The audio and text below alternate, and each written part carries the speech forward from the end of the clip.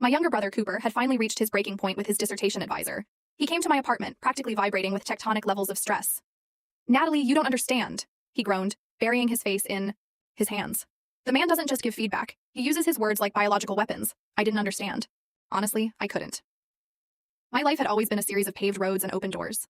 I was the girl who cruised through life on a wave of gold stars and well-dones. Even my romantic life was effortless. I was currently deep in a digital romance with a man I'd met online who was the personification of a warm blanket. He had a voice like velvet, a soul that seemed perpetually anchored, and a way of saying exactly what I needed to hear to make my heart do that embarrassing little skip beat. But for the sake of Cooper's failing mental health, I decided to intervene. I would meet this monster of a professor and have a civilized, stern talk about the boundaries of constructive criticism. Then I saw him. The cold, sharp-tongued Dr. Adrian Thorne looked exactly like the man I'd been falling for behind a screen for the last year. To test my theory, I hovered outside his office door, heart hammering against my ribs, and sent a text to my mystery man. "I'm having a moment. I need you to comfort me. Right now."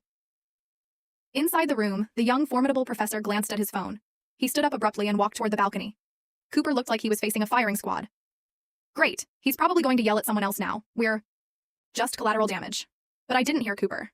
I was too busy staring at my phone, frozen, as a voice memo popped up. The day after Cooper submitted his first draft, he looked like a ghost of himself.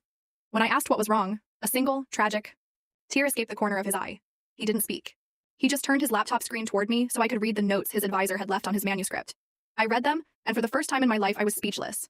I've read historical fiction before, but this is the first time I've read a historical pile of garbage. Come to my office tomorrow. I need to see if you've been possessed by a malevolent spirit, or if this is genuinely your best work. Are you so in love with this university that you've decided never to graduate? Thankfully, only the two of us have read this. Let's keep it that way. Keep writing. Once you're finished, we can finally start the rewrite. Your narrative structure is more chaotic than the fall of Rome. The final blow came in the acknowledgments section. The professor had left one blistering remark. "I appreciate the sentiment, but if you truly want to thank me, leave my name out of this." I glanced at the top of the syllabus. Dr. Adrian Thorne, a sophisticated name for a man with a mouth like a serrated blade. Cooper was at the point where the mere sound of a laptop opening gave him palpitations.